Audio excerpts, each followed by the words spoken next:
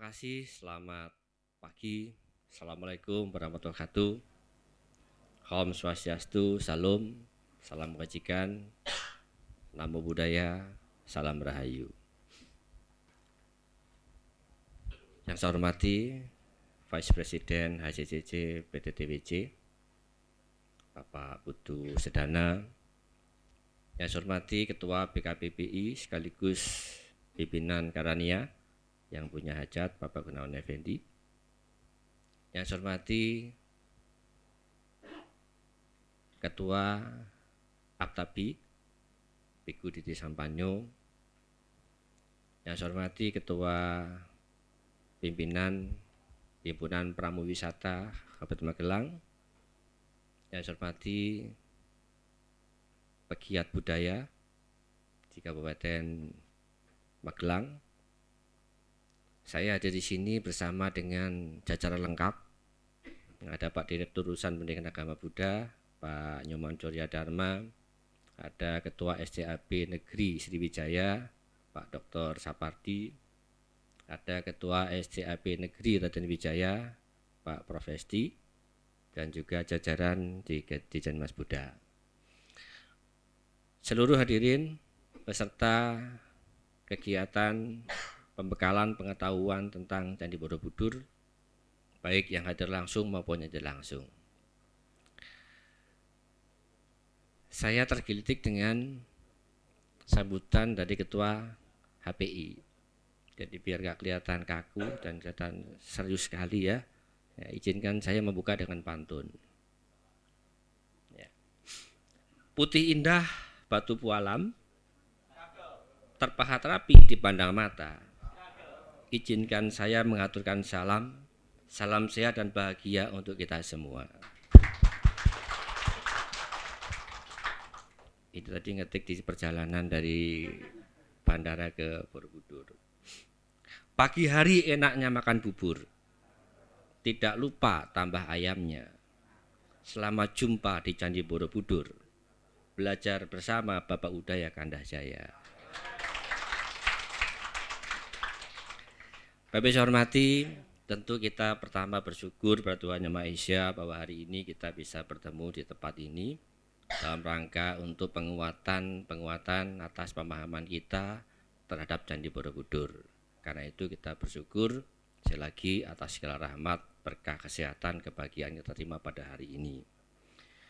Hari ini kita berkumpul bersama sekali lagi bahwa saya percaya Bapak sekalian selaku pemandu wisata dan juga pemerhati Borobudur, baik yang hadir langsung maupun tidak langsung, telah memiliki pemahaman yang utuh, yang baik tentang Candi Borobudur. Saya yakin dan percaya, kalau tidak yakin percaya, mungkin Bapak Ibu gak jadi pemandu wisata. Saya apresiasi dengan pernyataan dari Pak Ketua tadi, bahwa seluruh pemandu wisata telah menjadi pemandu yang profesional, yang telah mendapatkan sertifikat sehingga berhak menjadi pemandu wisata. Bapak saya hormati, terkait dengan Candi Borobudur, ya, sekali lagi bahwa dari candi inilah berbagai literatur mengatakan kita bisa belajar dari pahatan-pahatan relief yang ada di Candi Borobudur. Setiap pahatan yang tertuang dalam relief memberikan pesan makna dalam kehidupan, dan tentu ini menjadi penting untuk kita suarakan. Nah, berkaitan dengan itulah maka kemudian kami dari Dijen Mas Buddha memberikan support kepada penerbit Karania sekaligus BKPBI yang akan menghadirkan narasumber kita itu Bapak Dr. Udaya Kandahjaya yang memang telah menuangkan perhatiannya, kehidupannya untuk meneliti Candi Borobudur. Mungkin kita telah membaca banyak karya buku beliau, dan hari ini kita bersyukur, saya berharap nanti buku karya terakhir itu dapat dibagikan kepada pemandu wisata sehingga akan memperkuat pemahaman setelah mendapatkan pengertian dan ceramah dari Bapak Udaya Kandahjaya. Terima kasih kepada Bapak Dr. Udaya Kandahjaya. Dan terima kasih juga kami sampaikan kepada pimpinan PTTWC dari Pak Vice President Pak Putu yang telah berkenan memfasilitasi pertemuan pada hari ini. Semoga pertemuan hari ini Ya, bukan hanya sekali ini Pak Gunawan ya. Ya, karena tentu memerlukan kelanjutan sehingga upgrade pengetahuan itu tidak hanya sekali, tapi mungkin dirancang lebih jauh lagi sehingga upgrade itu akan menjadi sangat baik manakala kita bisa memperluas cakrawala pemahaman kita tentang Candi Borobudur, sehingga hari ini saya berharap semuanya bisa membuka diri.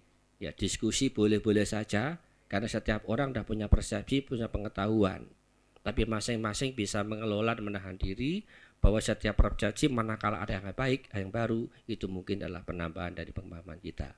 Mudah-mudahan nanti Pak Udaya bisa mencerahkan kita sekalian, dan ini merupakan suatu bagian dari kerja kami Pak Putu, bahwa dengan ditandatanganinya 4 menteri dan 2 gubernur untuk nota kesepahaman pemanfaatan Candi Borobudur untuk kepentingan ibadah, kira nanti juga dapat dicari titik temunya sehingga pemanfaatan tentang Candi Borobudur untuk kepentingan ibadah nanti juga mendapatkan ruang sehingga masyarakat bisa menerima dan bisa melihat bahwa sesungguhnya pemanfaatan tadi bukan semata-mata ada penguasaan dari umat Buddha terhadap Candi Borobudur, hanya memanfaatkan sebagian dari peluang Undang-Undang Cagar Budaya itu sehingga akan lebih luas lagi makna dan nilai dari Candi Borobudur. Mudah-mudahan kita semua menjadi terbuka, kita semua menjadi saling mendukung, bersinergi bagi kepentingan pengembangan Candi Borobudur ke depan. Bapak Ibu hormati, mengakhiri sambutan ini sekali lagi saya tutup dengan pantun. Segarnian sop durian, nikmat sedap ditambah selasi. Cukup sekian hadirin sekalian, semoga kita jumpa lagi dan terima kasih. Wassalamualaikum warahmatullahi wabarakatuh. Om Santi Santi Om, Namo Buddhaya, Salam Rahayu. Baik, terima kasih banyak atas waktu dan juga kesempatannya pada acara yang maha penting di pagi hari ini, yaitu tentang pembekalan pengetahuan tentang Borobudur bagi pemandu wisata Candi Borobudur yang bertempat di ruang Awadana Hotel Manohara, Kompleks Taman Wisata Candi Borobudur, Senin 12 Oktober 2022. Seperti yang kita tahu, Borobudur adalah warisan tiada duanya dari para leluhur untuk bangsa Indonesia, sebuah mahakarya megah nan agung. Maka dari itu, para ilmuwan, para peneliti, dan tentu saja para pemerhati serta segenap stakeholders Candi Borobudur tidak lelah untuk merawat, untuk menjaga, serta menggali nilai-nilai luhurnya yang kemudian disampaikan kepada masyarakat luas, baik lokal maupun internasional. Oleh karena itu, penerbit Karunia berinisiatif untuk mengadakan pembekalan pengetahuan tentang Borobudur bagi pemandu wisata Candi Borobudur bersama dengan lembaga yang ada, dengan menghadirkan salah satu peneliti terbaik Borobudur di dunia, yaitu Dr. Hudaya Kandah Jaya. Selamat pagi Pak Udaya, sehat ya Pak ya? Langsung saja saya akan bacakan profil singkat beliau. Dr. Hudaya Kandah Jaya lahir di Bogor, Jawa Barat tahun 1952. Awalnya beliau menyadari adanya kesimpang siuran penjelasan tentang Candi Borobudur, sehingga mendorongnya untuk meneliti Borobudur secara lebih mendalam. Hasil riset beliau tahun 1988 menuntunnya untuk menempuh pelajaran dan penelitian di luar negeri. Berhubung sumber di dalam negeri sudah tidak lagi memadai. Penyelidikan di Amerika menghasilkan karya awal berjudul Kunci Induk untuk Membaca Simbolisme Borobudur yang terbit secara bilingual tahun 1995. Setelah itu, ladang penelitian Borobudur terbentang luas. Satu demi satu, karya-karya berupa Master of Art Thesis tahun 1998, lalu PhD dissertation di Graduate Theological Union Berkeley tahun 2004, serta buku mengenai Borobudur dan agama Buddha Indonesia, seperti Kitab Suci Sanhyang Kamahayanikan yang terbit tahun 2020, lalu buku berjudul Borobudur, Biara Himpunan Kebajikan Sugata yang terbit di tahun 2021, dan buku berjudul Tiada Dharma Mendua, Kajian dan Terjemahan Sangyang Kamahayanikan tahun 2022. Sejak tahun 2003, beliau memperkenalkan pendekatan dan hasil baru penyelidikan Borobudur dalam berbagai pertemuan, seminar, atau konferensi internasional, baik di Indonesia maupun di berbagai negara, antara lain di Amerika Utara, Asia, dan Eropa. Lalu sejak tahun 2018, beliau secara berkala menyampaikan makalah dalam acara Borobudur Writers and Culture Festival yang biasanya diselenggarakan di Yogyakarta. Bapak, Ibu, dan hadirin sekalian, itulah profil singkat Dr. Hudaya Kandahjaya. Yang selanjutnya kami persilahkan kepada yang terhormat Dr. Hudaya Kandahjaya untuk memaparkan materinya hingga 45 menit ke depan. Bapak Ibu sekalian, mohon untuk berikan aplaus yang meriah untuk beliau. Kami persilahkan Bapak Hudaya.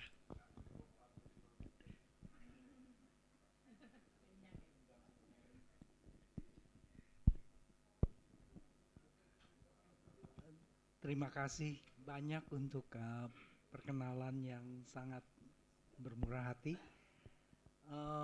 Kepada para undangan yang terhormat, Bante Diti, dan semua hadirin yang berkenan hadir dalam acara ini, selamat pagi, salam sejahtera. Saya berterima kasih Anda sudah semuanya bersedia hadir. Dan untuk sebelum masuk ke dalam acara pembekalan, saya ingin mengucapkan banyak terima kasih kepada panitia dan semua pihak yang telah memungkinkan acara ini berlangsung. Saya pada waktu menggagas acara ini sebetulnya khawatir karena ya sepertinya saya lancang tiba-tiba berpikir tentang acara pembekalan ini dari sana, lalu meminta menyodorkan begitu saja konsep pembekalan semacam ini. Tapi semua ini sekali lagi itu atas alasannya, atas keprihatinan saya tentang pengertian Borobudur yang beredar di masyarakat luas.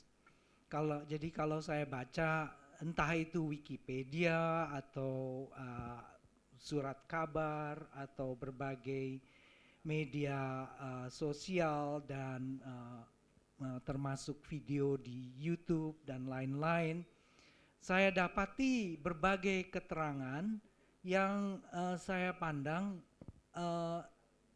sepertinya punya kehidupan sendiri. Jadi sebagai peneliti, saya berpijak di dunia penelitian dan tentu saja dalam berpijak di dunia kehidupan nyata. Di dunia penelitian kita mendengar seperti istilah tridatu. Itu dulu diajukan oleh sarjana Belanda bernama Stutterheim. Sejak awal itu sudah menimbulkan banyak kontroversi dan pada akhirnya banyak dibantah oleh sarjana.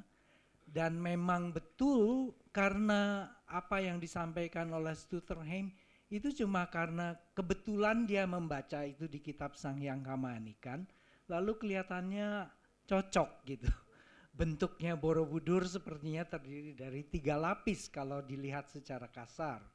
Padahal konsep dasar yang melatar belakangi penyebutan Tridatu di kitab Sanghyang Kamanikan itu tidak ada hubungannya dengan Borobudur seperti begitu.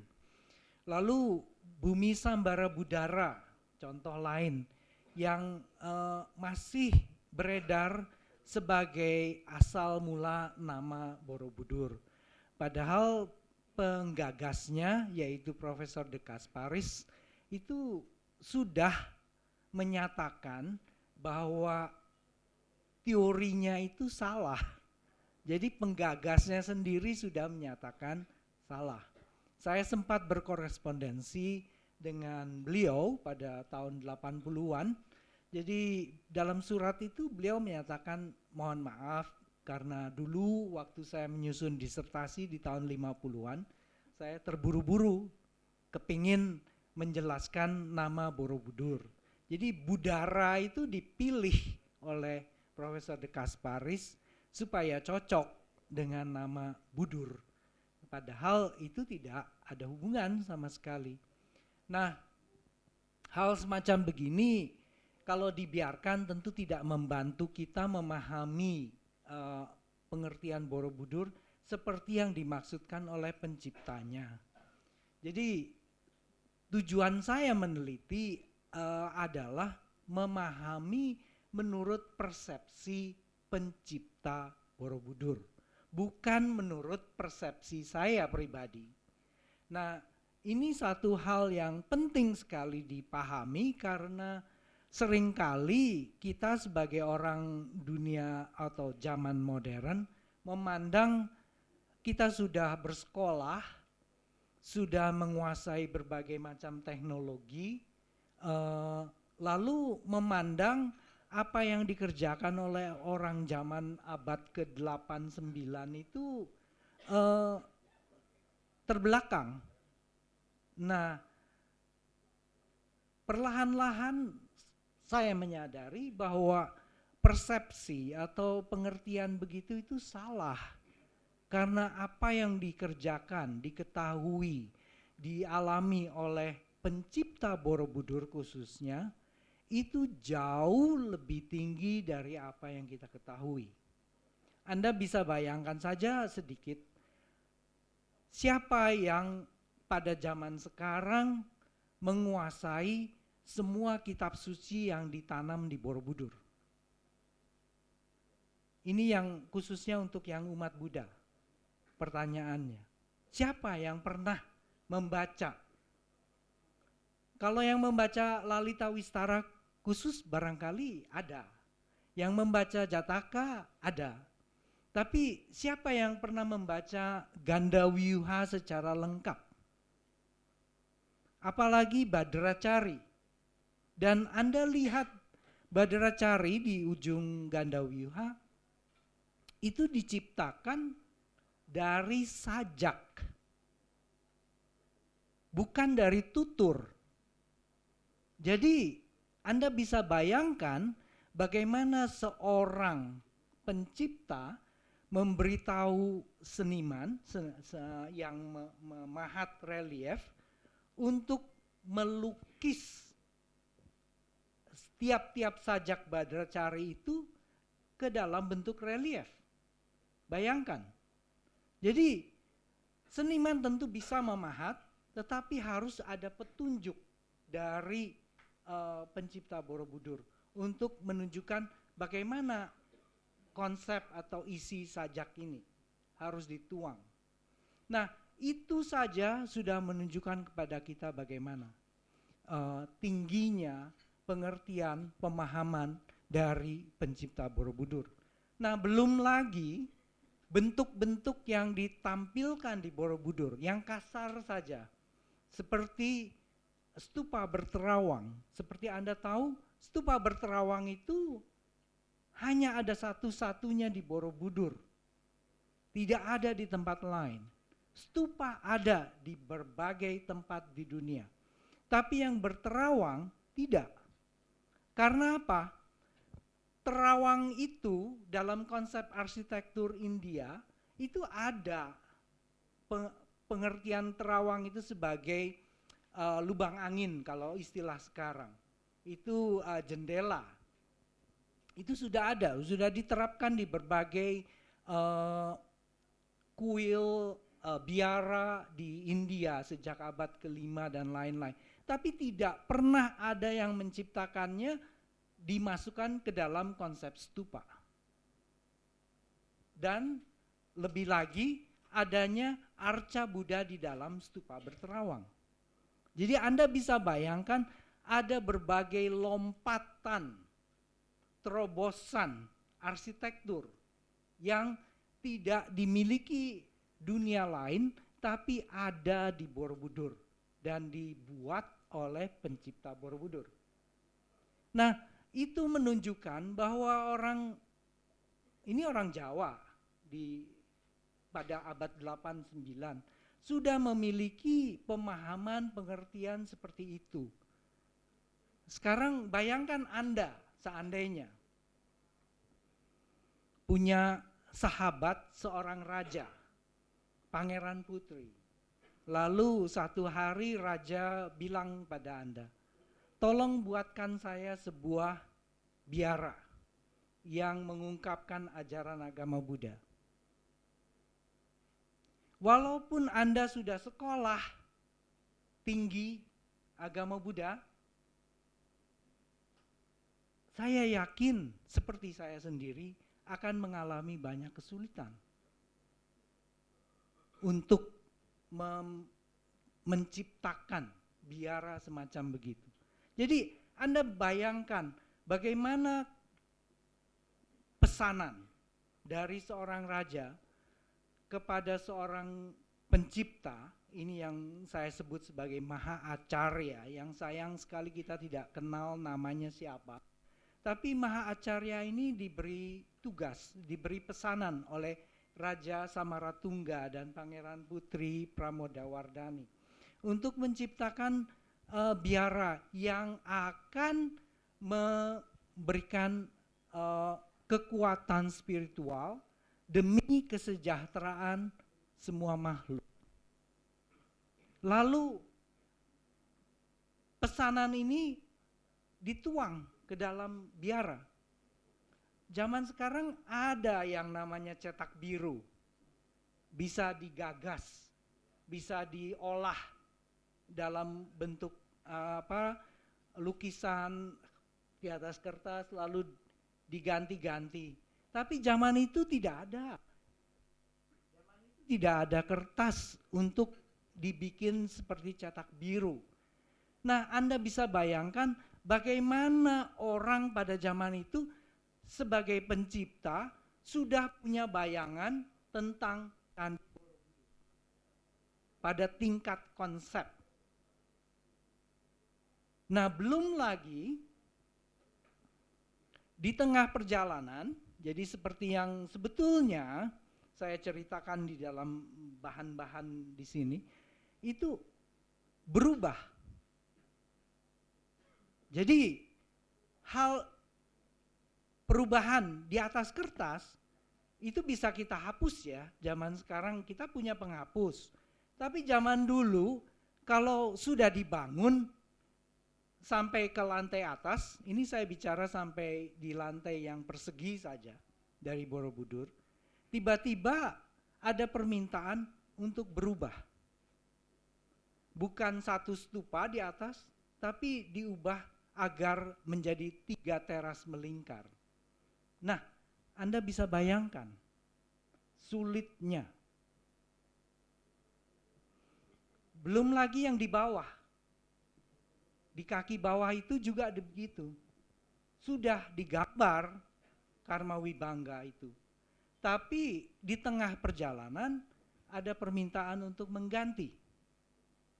Nah, dalam prasasti Kayunggungan itu disebutkan bahwa Raja Samaratungga yang membantu membuat konsep agar Candi Borobudur itu punya lantai dasar yang lebar.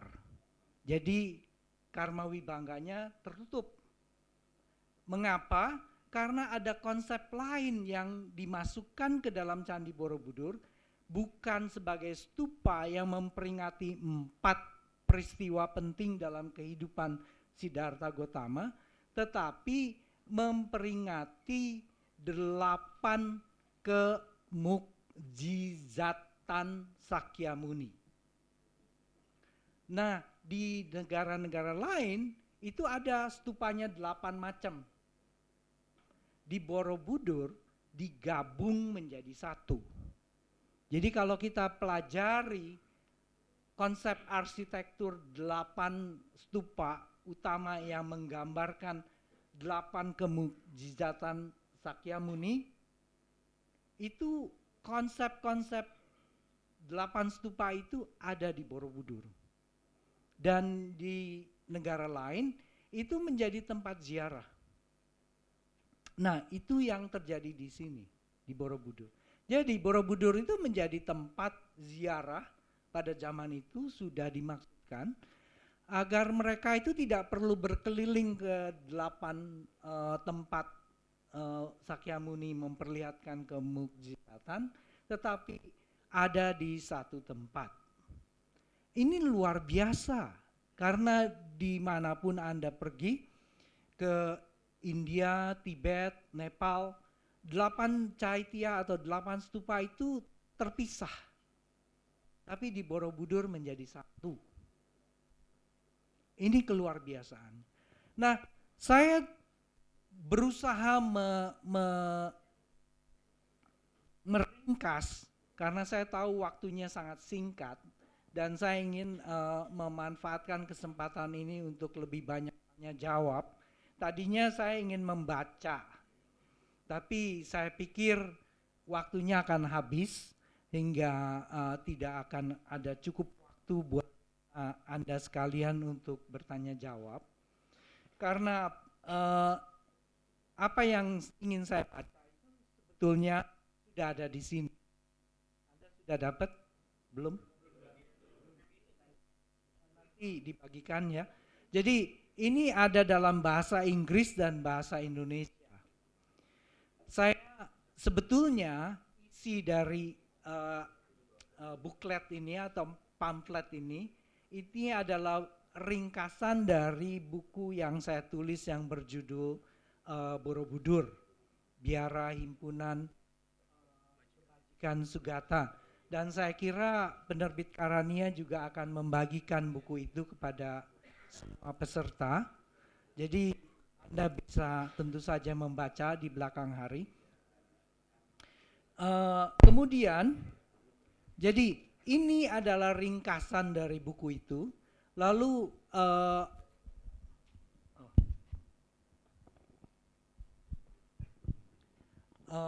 ini adalah ringkasan dari buku itu.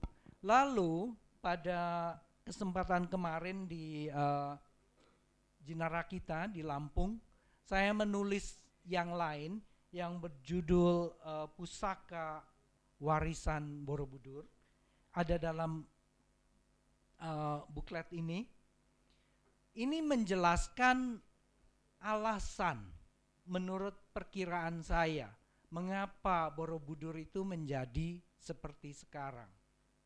Jadi dua hal ini adalah ringkasan-ringkasan yang saya dapatkan, belum tidak semua bisa saya tuangkan karena seperti Anda maklumi, memahami konsep-konsep yang rumit yang disampaikan oleh pencipta Borobudur ini tidak bisa sekaligus saya tangkap.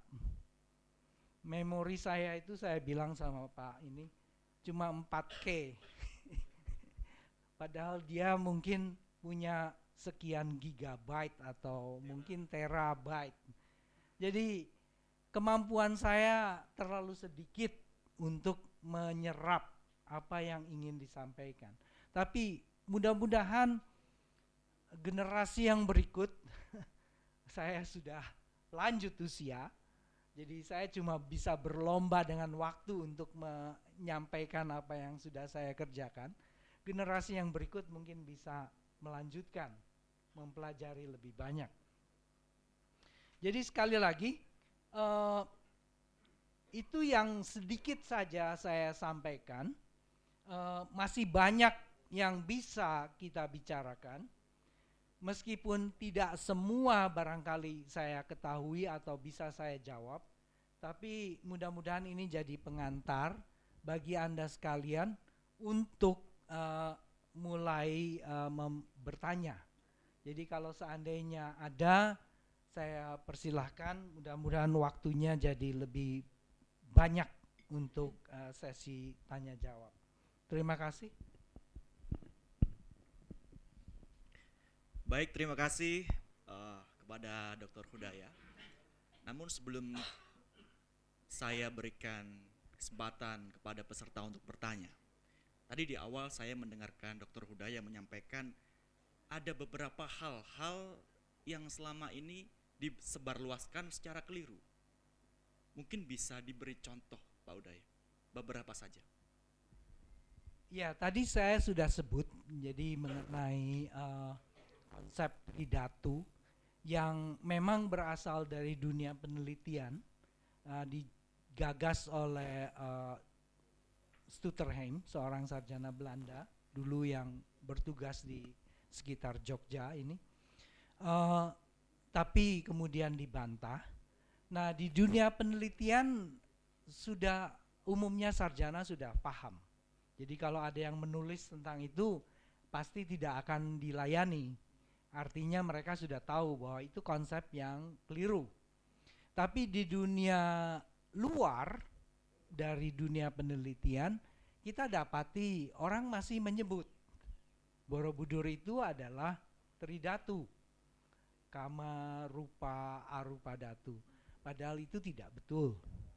Jadi saya ingin tegaskan sekali lagi bahwa itu tidak betul.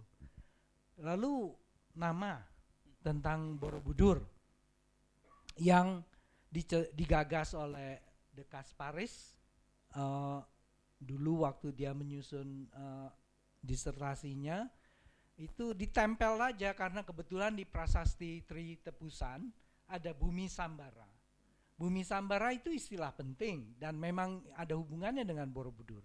Tapi istilah Budara itu dipetik oleh Profesor De Kasparis dari kamus.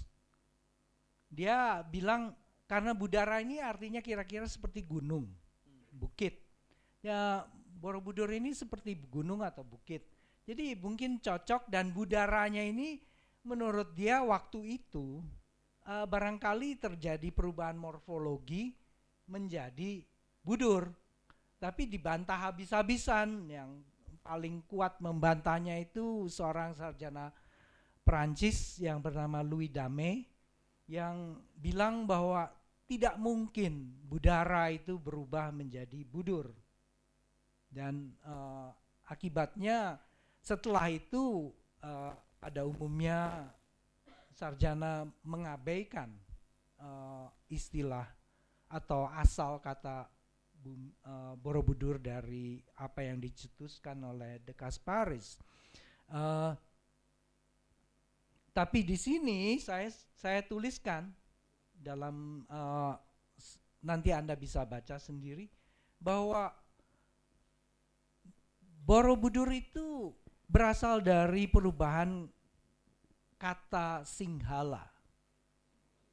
Di Sinhala, di Sri Lanka, yang namanya Buddha Rupa, bahasa Sanskrit, Buddha Rupa itu artinya arca Buddha. Buddha Rupa itu dalam bahasa Sinhala itu menjadi Buduru atau Budur. U-nya itu bisa Buddha Rupa menjadi Buduruwe. Bisa menjadi Buduru, bisa menjadi Budur. Jadi Budur di dalam kata Borobudur itu artinya arca Buddha. Lalu wara, seperti di bahasa Jawa Anda kenal, wara itu artinya istimewa, indah. Arca Buddha yang istimewa. Nah, mengapa ini julukan? Julukan yang pada masa itu mungkin dikenal karena memang pencipta Borobudur ini menciptakan Borobudur sebagai arca Buddha yang istimewa. Saya ingin mengingatkan, kalau Anda melihat Buddha, Arja Buddha, itu kan bentuknya seperti manusia ya. Seperti di Borobudur sendiri, Anda lihat, itu semua ada yang bersila, ada yang berdiri, tapi semua berbentuk manusia. Padahal Buddha itu adalah keadaan. Bukan dalam pengertian makhluk. Makhluk itu hanya pengertian yang dihubungkan dengan keadaan itu. Orang yang sudah mencapai keadaan yang tercerahkan itu disebut Buddha. Tapi Buddha sendiri itu bukan makhluk, tapi adalah suatu keadaan tercerahkan. Dan itu penampilannya bisa bermacam-macam. Nah, Candi Borobudur itu adalah perwujudan dari keadaan. Jadi itu sebabnya dalam buku itu saya sebutkan juga judulnya Biara Himpunan Kebajikan Sugata, karena Candi Borobudur itu ada hubungannya dengan prasasti Kayuwungan. Yang mengusulkan itu sebetulnya Profesor De Kasparis.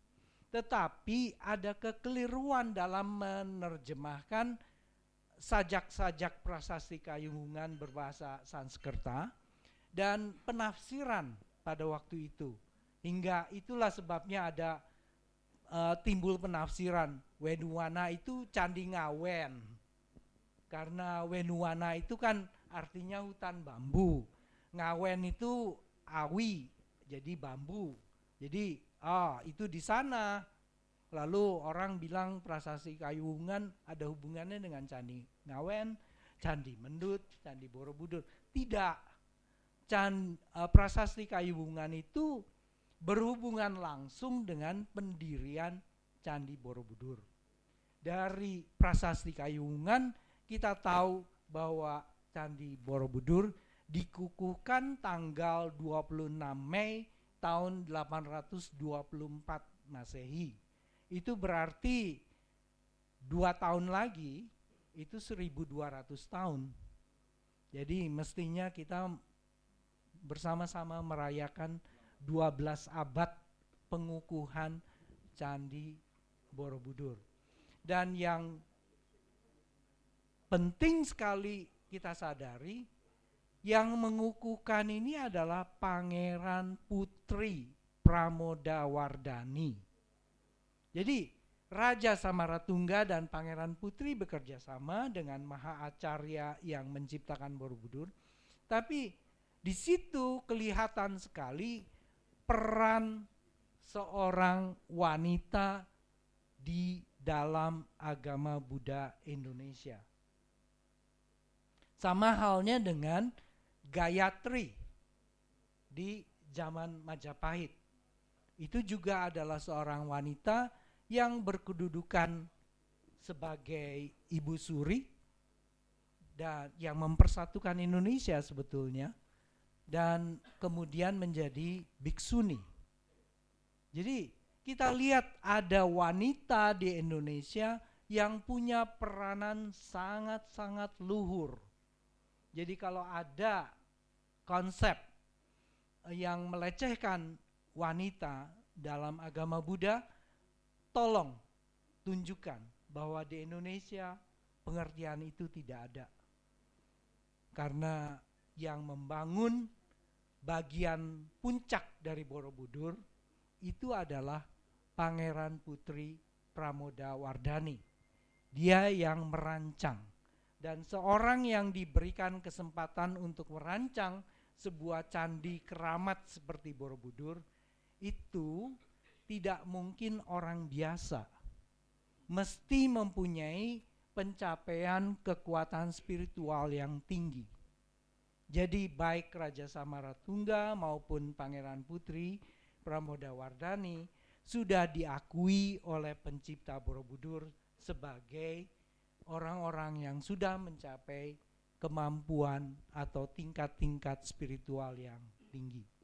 Nah, ini jawaban panjang lebar dari mohon maaf. Wow, kita berikan tepuk tangan dulu ya. Wah, Nampaknya tidak lama lagi Borobudur akan ulang tahun. Tumpengan ya Pak ya. Baik Bapak Ibu hadirin sekalian, tadi beliau mempersilahkan kita untuk memperdalam diskusi dengan tanya jawab ya Pak ya. Bagi yang ingin bertanya boleh angkat tangan dulu. Ya, tadi angkat tangan Pak. Oh ya, 1, ya, 2 dan 3. Oke. Satu-satu ya, satu-satu. Beliau tadi requestnya satu-satu, biar detail jawabannya. Mohon kepada Bapak untuk menyebutkan nama, kemudian perwakilan atau instansi dari mana. Silakan Bapak. Terima kasih yang terhormat narasumber. Nama saya Mura Pak, dari Balai Konservasi Borobudur. Salam kenal Pak. Yang ingin saya tanyakan sedikit lebih dalam dari relief Lalita Vistara yang sering kami pelajari Pak dalam Digha Nikaya, bahwasanya sebelum Sang Buddha itu parinibbana, makanan terakhirnya adalah daging babi yang kemudian dilumatkan, kemudian dari beberapa pendapat dicampur dengan sejenis jamur, buah-buahan, dan sebagainya. Yang ingin saya tanyakan adalah hubungannya dengan konsep vegetarian dan juga Jataka Pak, di mana nilai-nilai konservasi binatang dalam Jataka itu begitu kuat sekali, akan tetapi saya kok menyimpulkan makanan Buddha keseharian itu pun juga bervariasi dan beliau sepertinya tidak menjauhi daging. Pertanyaan saya, hubungan antara Jataka, konservasi alam, konservasi binatang ini dengan makanan keseharian Sang Buddha itu bagaimana? Terima kasih. Baik, terima kasih Pak Mura dari Balai Konservasi Borobudur. Kami persilahkan kepada Bapak Dr. Hudaya untuk langsung memberikan jawaban kepada pertanyaan tersebut.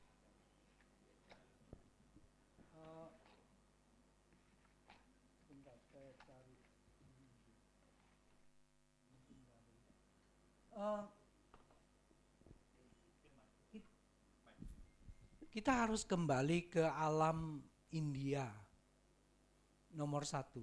Jadi soal makan ini harus kembali ke India. Bagaimana kehidupan para petapa di India pada zaman dahulu. Nah, kalau Anda pergi ke India bahkan sekarang, sebagian besar masyarakat India itu vegetarian. Kalau lihat masakan-masakan India, kari, berbagai jenis kari, itu umumnya vegetarian. Salah satu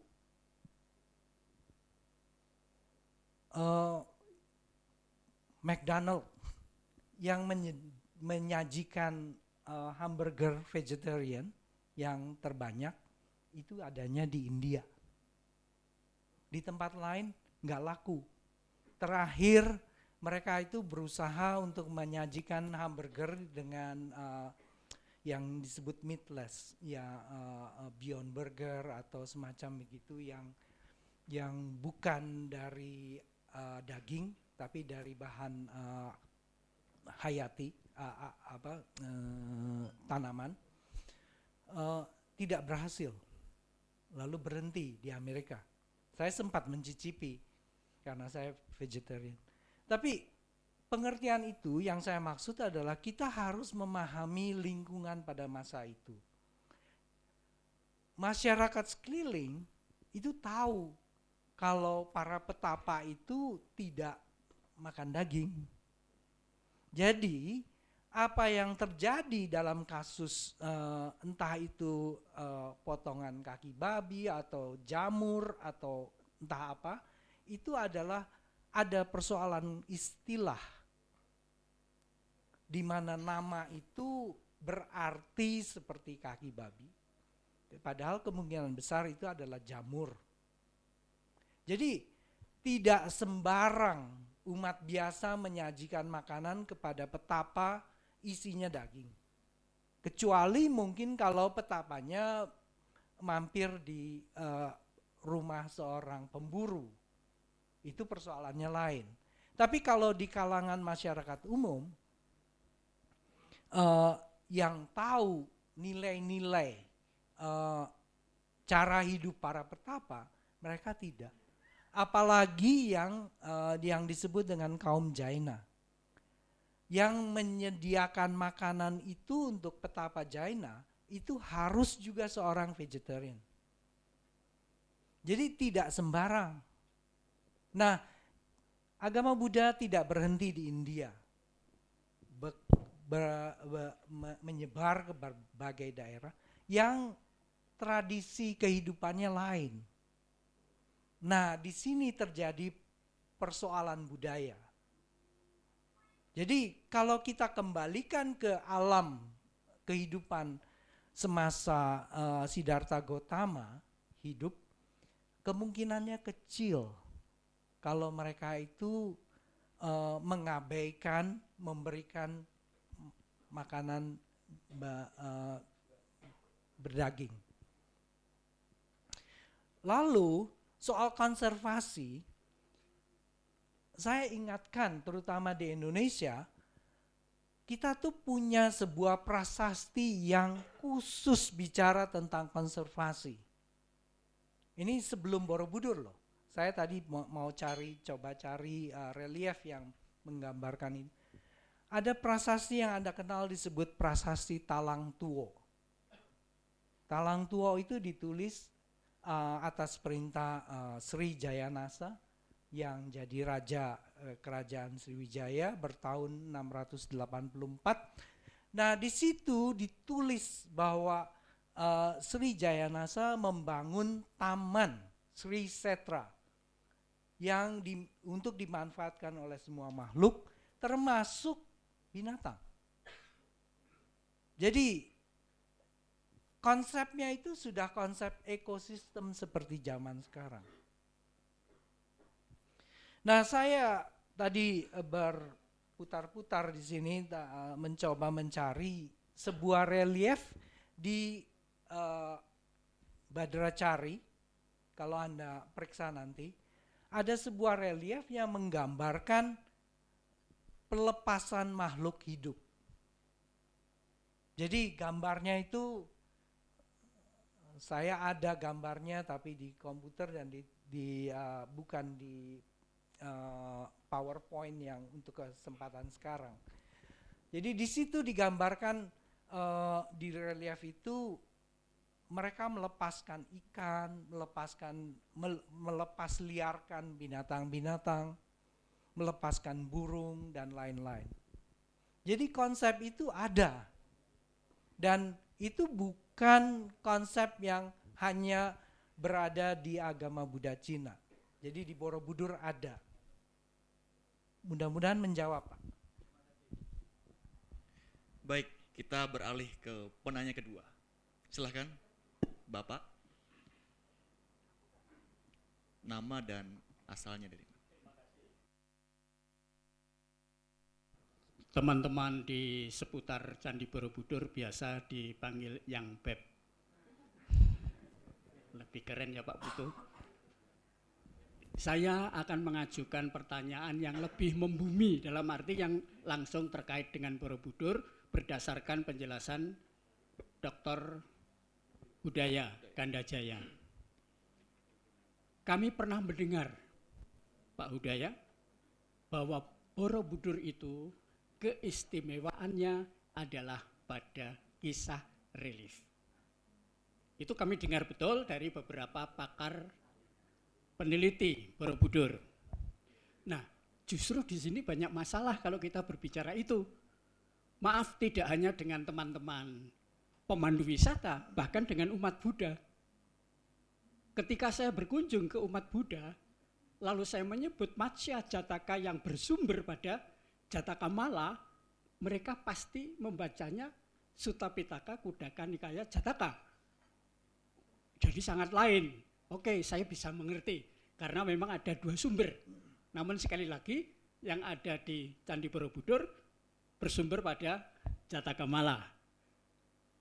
Di Borobudur itu banyak sumber yang tidak berbasis suta. Misalnya saja contoh, ada Saraba Jataka, ada Ruru Jataka, ada Wartaka Potaka Jataka. Itu sama sekali tidak berkaitan dengan suta, bahkan bercerita secara lain. Wartaka Potaka, Puyuh Pemberani itu diceritakan sebagai pipit yang heroik. Gak tanggung-tanggung lo sumbernya, Kantor Berita Nasional Antara. Saya punya naskahnya. Ruru, ini lebih keren. Maaf, para jurnalis di sini banyak ini. Diceritakan sebagai apa? Kijang dan Petapa. Enggak tanggung-tanggung, Kompas menulis. Maka ketika saya bertemu dengan teman-teman HPI, loh kok demikian ceritanya? Itu dari Kompas, itu dari Antara. Lalu ada lagi Saraba Jataka, ini lebih serem, tapi sudah kami selesaikan waktu kepala BKB itu Pak Marsis membuat buku keren 11 cerita. Yang satu Saraba Jataka, rusa berkaki 8. Itu mitologi Hindu. Di dalam Jataka Mala tidak diceritakan seperti itu. Lalu kalau ditanya, lu kok ada rusa berkaki 8? Itu dari BKB. Memang betul bukunya ditulis, Pak Murah ingat. Saya dulu diundang untuk menganalisa itu, tapi sudah dicetak. Nah, tolong Pak Hudaya, kami itu dibekali kisah-kisah yang berbasis suta. Terus terang di Borobudur itu banyak kisah-kisah, cerita-cerita di luar suta. Nah, apakah pemikiran saya ini bisa diterima? Kalau bisa diterima, marilah kita belajar bersama. Saya pernah diundang juga oleh Ketua HPI, Pak Sony, lalu saya jawab, honor saya 2M Pak. Matur suwun Mas, cukup. Jangan khawatir, 2M. Aku diundang ke Thailand juga honornya 2M. Yang bilang orang Jawa di sana, matur suwun Mas. Pertanyaan saya yang awal saja, apa betul keistimewaan Candi Borobudur adalah kisah reliefnya, bukan history, tapi high story. Terima kasih, saya kembalikan. Baik, terima kasih Bapak Bambang Eko Prasetyo. Monggo. Terima kasih Pak Bambang. Relief penting, tapi kita mesti melihat konteks. Jadi perlu kita pertanyakan mengapa di Borobudur itu ada begitu banyak relief, dan reliefnya itu terdiri dari mungkin hampir 10 seri ya. Mulai dari Karma Wibangga, Jataka, Awadana, Jataka Mala, lalu Gandavyuha, Lalita Wistara, dan Badracari. Itu satu hal. Yang kedua mengenai sumber. Sumbernya itu apa? Ini tidak semua sumber dalam agama Buddha itu terlestarikan buat kita. Hanya sebagian kecil yang terlestarikan. Dan yang terlestarikan kepada kita seperti kitab suci berbahasa Pali di Pitaka, yang berbahasa Cina di Cina, yang berbahasa Sanskerta berceceran di mana-mana. Itu tidak semuanya lengkap dan tidak semuanya konsisten satu dengan yang lain. Jadi satu cerita yang Bapak sebut sebagai kisah Jataka itu bisa punya variasi di dalam sumber yang berbeda. Jadi kita mesti mengerti itu. Nah, kembali ke soal konteks, ini yang ingin saya tegaskan justru karena saya bicara soal konteks. Dalam 2 atau buku-buku yang saya barusan terbitkan itu, saya bicara tentang konteks. Kita mesti mengerti mengapa pencipta Borobudur menginginkan berbagai relief. Nah, itu hanya bisa kita sadari kalau kita mengerti konsep keseluruhan Candi Borobudur. Nah, di sini saya jelaskan di dalam bagian ini, jadi tolong nanti dibaca sendiri karena waktu ya, sekali lagi. Salah satunya adalah konsep mengenai yang disebut Buddha Carita. Buddha Carita itu kan kita selalu terjemahkan sebagai riwayat Buddha. Bukan, Pak. Carita di situ itu kalau saya belajar atau berani-berani berbahasa Jawa, laku. Bukan riwayat. Jadi Lalita Wistara itu bukan riwayat Buddha di Candi Borobudur. Itu adalah laku dari Buddha. Dalam pengertian apa? Lalita itu seperti bermain dalam pengertian spiritual. Wistara itu berarti luas. Bermain dalam pengertian semesta. Jadi Buddha itu di situ sebagai avatar.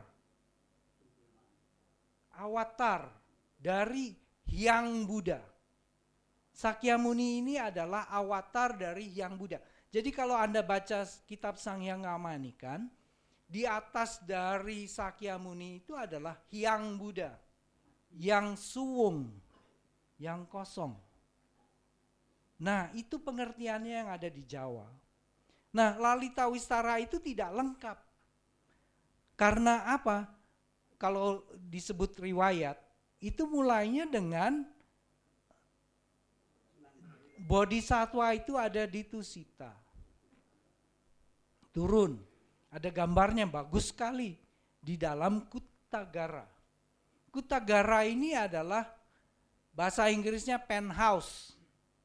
Bahasa kitanya rumah atap. Jadi kamar yang ada di atas, di atap. Nah, mengapa? Karena zaman dulu itu ya saya rasa orang tinggal yang di atas itu penting ya. Itu punya rumah atap itu penting, sangat suatu prestasi. Nah, jadi kalau Anda pergi ke Wesali, di situ ada yang sisa-sisa dari Kutagara Sakyamuni. Di Srawasti pun demikian, ada sisa dari Kutagara. Nah, Kutagara ini adalah satu bangunan yang bersifat spiritual. Nah, itu diceritakan di Lalita Wistara. Nah, mengapa? Karena mereka itu mau menjelaskan bahwa Buddha ini makhluk ilahi, divine being. Jadi turun ke bumi, itu masuk ke dalam rahim ibunya, itu dari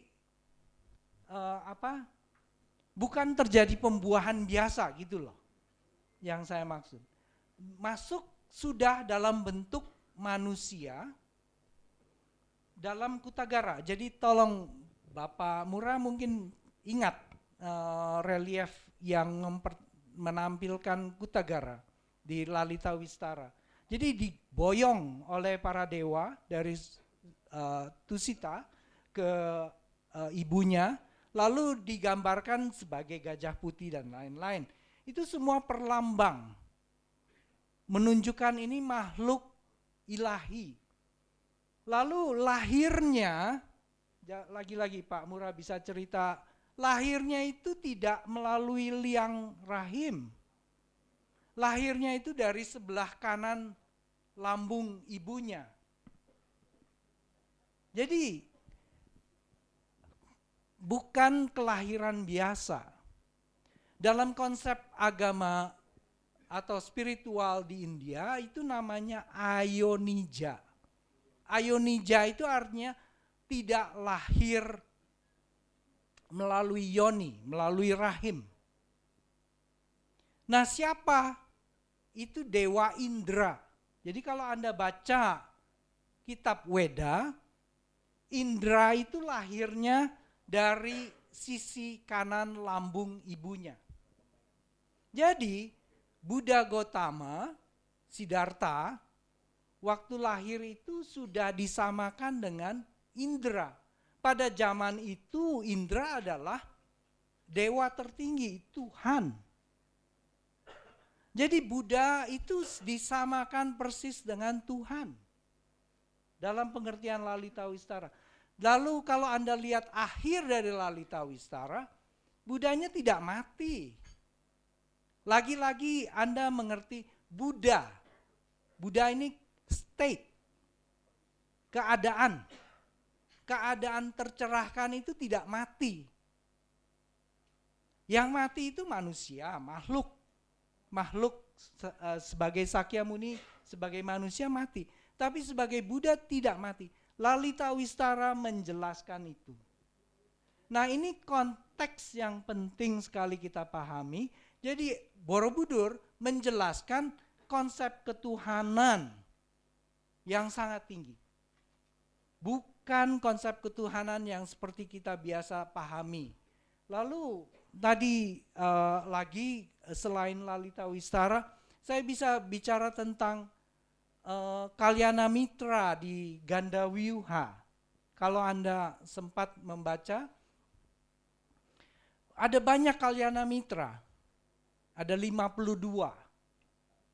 Yang beragama Buddha dari Kalyana Mitra itu cuma 13. Yang lain itu perguruan spiritualnya itu lain-lain. Ini di Borobudur loh khususnya. Salah satunya Kalyana Mitranya itu bernama Mahadewa. Di Borobudur yang bernama Mahadewa itu di reliefnya itu dilambangkan sebagai Shiva. Jadi Borobudur itu mengakui Shiva sebagai guru untuk mencapai pencerahan sempurna. Bukan itu saja, ada lagi Brahmana, ada lagi yang lain-lain yang semuanya menunjukkan bahwa pencerahan tertinggi itu bukan berasal melulu dari satu perguruan spiritual tertentu. Ini konsep ketuhanan yang penting sekali. Jadi sekali lagi Anda bisa baca di sini, Anda akan lihat di kitab Sanghyang Kamanikan, saya sudah terjemahkan ulang, tolong itu nanti bisa diambil atau dibaca, bisa minta kepada penerbit Dian Dharma atau Karania terbitan yang terakhir, tapi yang terakhir itu lebih rumit karena saya tulis sebagai tulisan ilmiah. Ada konsep ketuhanan yang menunjukkan bahwa Tuhan dalam agama Buddha, agama Hindu atau perguruan lain-lain itu sama. Paramasunya itu sudah sama dengan Paramasiwa. Itu di dalam kitab Sanghyang Kamanikan. Lalu dalam satu versi dari Sanghyang Kamanikan, Battara Shiva Buddha Tunggal Ika. Ini bukan yang kakawin Sutasoma, ini di Sanghyang Kamanikan. Shiva dan Buddha itu satu. Jadi kita punya pengertian tentang agama Buddha di zaman sekarang itu tidak mesti sama dengan pengertian agama Buddha yang ada pada zaman Borobudur dibangun. Nah ini konteks yang ingin saya jelaskan. Jadi relief penting, tapi kita juga perlu mengetahui ada soal relief itu menggambarkan Buddha Carita. Semua, mulai dari Karma Wibangga sampai Badarcari. Badarcari itu ringkasan dari Buddha Carita, laku Buddha. Jadi konsep Jataka itu contoh Lalita Wistara itu contoh dari Buddha Carita. Gandawiyuha itu contoh dari Buddha Carita. Mudah-mudahan menjawab. Baik. Kita berikan tepuk tangan dulu. Jika demikian, apakah saya boleh mengusulkan bahwa kalau mau belajar Borobudur harus dari Lalita Wistara 118, Dharma Cakka Pawatana Sutta? Apakah boleh begitu? Ini satu hal yang lagi-lagi kompleks, Pak. Kita tuh sering terbawa oleh tradisi, sejarah, diberitahu begitu rupa sejak awal, karena Buddha Sakyamuni mengajar kepada 5 siswa pertamanya itu dengan sutra pemutaran roda Dharma, lalu kita pun sekarang kalau mau belajar agama Buddha, mesti mulai Dhamma Cakka Pawatama. Tapi yang tidak pernah kita sadari secara baik, 5 petapa yang diajar oleh Sakyamuni pada zaman itu tingkat spiritualnya itu kurang lebih sama dengan Sakyamuni. Tingkatannya itu sudah tinggi sekali. Lah saya ini apa? Masih jauh. Belum sampai ke tingkatan Pancawagya itu. Jadi ketika kita dibabarkan Dhammacakkappawatana Sutta, kita tidak paham. Tahu, bisa baca, hafal, tapi menjangkau pengertian spiritual itu lain halnya. Jadi itu sebabnya Buddha Carita itu penting, mulai dengan dana, sila, dan lain-lain. Nah, kalau Anda baca kitab Sang Hyang Kamanikan, Anda lihat bahwa Cattari Arya Sacani itu disebut, tapi bukan di bagian awal. Adanya di tahap ketiga. Saya pecah ya. Sang Hyang Kamanikan itu ada 4 tahap. Itu mulai dengan Mahamarga, Paramamarga, Mahaguhya, Paramaguhya. Itu 4 tahapnya. Jadi kalau Anda mau baca detail, baca kitab Sang Hyang Kamanikan yang saya tulis. Ada di Mahaguhya disebutnya. Lah saya waktu pertama baca, bingung. Karena saya itu tadi saya bilang, saya kan juga kencang diajar agama Buddha menurut tradisi. Lah kenapa Arya Sacani ini adanya di belakang? Sebabnya itu Pak. Jadi Arya Sacani itu untuk diselami, untuk direalisasi, bukan untuk pelajaran pertama. Baik, saya rasa cukup ya. Jawaban beliau sangat jelas sekali. Mohon izin saya akan beralih ke Zoom ya. Tadi oleh panitia saya diarahkan untuk memanggil ataupun mempersilahkan kepada audiens kita yang berada di Zoom. Ya, halo, apakah terdengar suara saya? Bapak Ibu, tadi nampaknya ada satu penanya. Oke.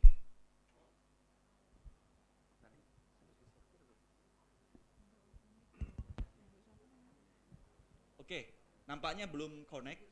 Saya rasa dilanjut dengan Bapak dulu pertanyaannya.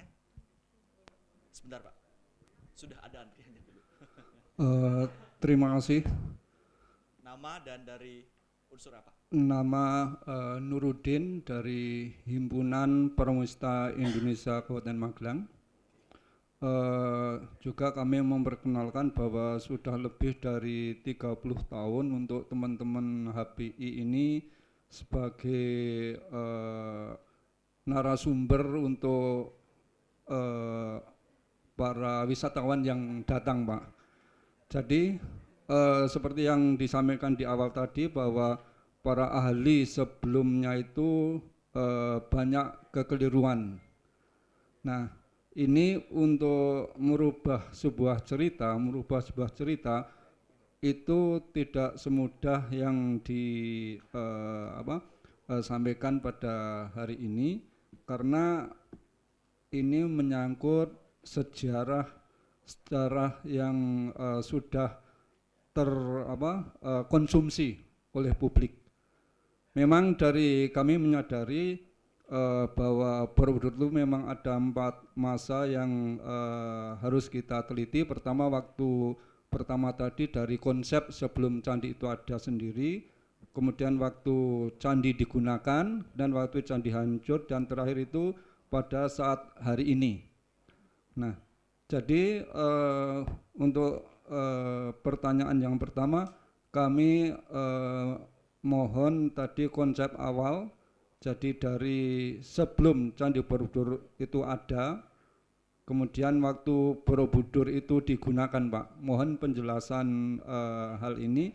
Nah, ini hal yang sangat pokok bagi para pemandu untuk sekedar memahami tentang situasi di mana waktu sebelum ada dan waktu digunakan. Dan juga kami mohon izin nanti seandainya dari buku yang sudah diterbitkan dan kami sampaikan ke konsumen, apakah kami juga harus menyampaikan kekeliruan-kekeliruan para ahli sebelumnya. Terima kasih, Bapak. Baik, terima kasih Pak Nur. Silakan Pak Budaya. Memang susah, Pak. Artinya saya sendiri menyadari melawan arus dari pemahaman yang sudah beredar begitu luas. Kalau tidak, bagi yang beragama Buddha atau apapun agamanya, ketika Buddha atau Nabi atau yang lain-lain memberitahu, lalu diberitahu, lalu langsung mengerti dan mengerjakan, semua yang Buddha sudah jadi Buddha. Kenyataannya enggak. Saya belajar agama Buddha sudah sejak masa muda. Diberitahu jangan bikin begini, tapi masih terus saja. Nah, sama dengan konsep tentang Borobudur. Sudah diberitahu sekali, itu yang ngeyel terus masih banyak. Enggak mungkin sekali habis. Itu akan seperti tadi saya bilang, punya kehidupan sendiri gitu. Nah, saya cuma bisa berusaha. Jadi saya meringkas lalu bikin buklet. Ini buklet ini dalam bahasa Inggris dan bahasa Indonesia. Tapi bisa dipisah supaya yang Inggris, yang Indonesia, dan kalau perlu diterjemahkan ke bahasa-bahasa asing lain. Jadi kalau ada yang wisatawan bukan berbahasa Inggris atau Indonesia, mereka juga bisa mendapatkan ini. Nah, ini saya ingin serahkan kepada taman wisata. Jadi sekarang adalah inisiatif ya kami untuk menciptakan atau menerbitkan. Tapi di belakang hari saya bisa serahkan kepada taman wisata untuk mencetak lebih banyak. Jadi siapapun pramuwisata boleh punya, lalu wisatawan juga boleh punya, sehingga mereka bisa baca. Nah, keterangan yang keliru tidak perlu ditulis. Nah, itu yang saya harapkan nanti terhapus perlahan-lahan. Jadi kita tinggalkan tanpa harus berargumentasi. Karena argumentasinya sudah ada di dunia ilmiah sebetulnya. Tapi di dunia masyarakat pengagum, pengguna, pemanfaat Borobudur tidak perlu berargumentasi. Nah, tentu ini akan makan waktu, tapi mudah-mudahan PT Taman Wisata berkenan dengan ya semacam pamflet lah. Jadi ini yang menjelaskan secara ringkas, kasar tentang apa itu Borobudur dengan pengertian yang saya bisa tangkap merupakan bagian dari apa yang dibayangkan oleh pencipta Borobudur. Jadi sekali lagi ini yang saya ingin tekankan, karena yang sering sekali saya tangkap adalah kita ini merasa angkuh, sombong, merasa luar biasa. Zaman sekarang saya sudah pandai, punya gelar sekian banyak, lalu lihat Borobudur, oh saya tahu itu Borobudur itu apa. Tidak. Itu berarti kita bikin proyeksi pikiran kita sendiri. Bukan gagasan dari pencipta Borobudur. Nah, yang kita ingin raih adalah gagasannya. Jadi kita baca lambangnya, reliefnya, dan lain-lainnya. Oh, kita mesti menangkap. Karena mereka tidak menulis, tapi setelah kita pelajari, mudah-mudahan kita semakin ngeh, semakin sadar apa yang dimaksud oleh pencipta. Baik, terima kasih Pak Udaya. Saya lanjut, ini tadi sudah ditemukan satu penanya dari Zoom ya, Bapak Luki dari HPI Sidoarjo, kebetulan juga join di Zoom. Beliau menanyakan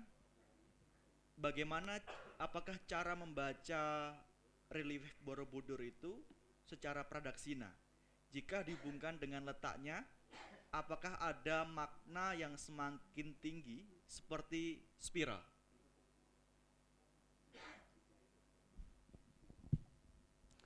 Ya, ada.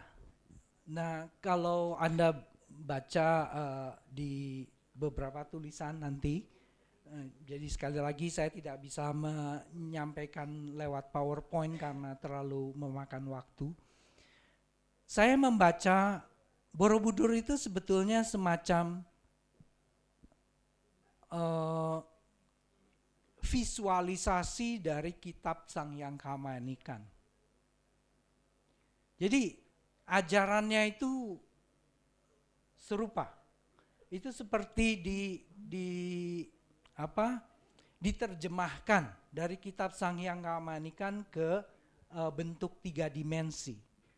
Nah, 3 dimensinya ini terdiri dari 4 tahap seperti yang saya bilang tadi di Sang Hyang Kamanikan, Mahamarga, Paramamarga, Mahaguhya, Paramaguhya. Yang Mahamarga ini tingkat inisiasi. Jadi ini kan juga ada hubungannya dengan sebuah mandala. Karena itu Borobudur juga adalah sebuah bangunan keramat suci. Bangunan keramat yang tidak sembarang orang boleh masuk. Jadi kalau kita kembali ke zaman dulu, itu saya yakin tidak semua orang boleh masuk. Tidak. Mesti ada bukan cuma kuncen, tapi juga ada panditanya, bikunya yang menjaga kesucian. Lalu dari tingkat Mahamarga ini naik ke Paramamarga. Paramamarga di kitab Sang Hyang Kamanikan ini menciptakan 10 paramita. 10 paramita yang ada di kitab Sang Hyang Kamanikan ini tidak sama dengan 10 paramita yang ada di tradisi Mahayana, tradisi Vajrayana, atau tradisi Theravada. Penting saya tegaskan ini.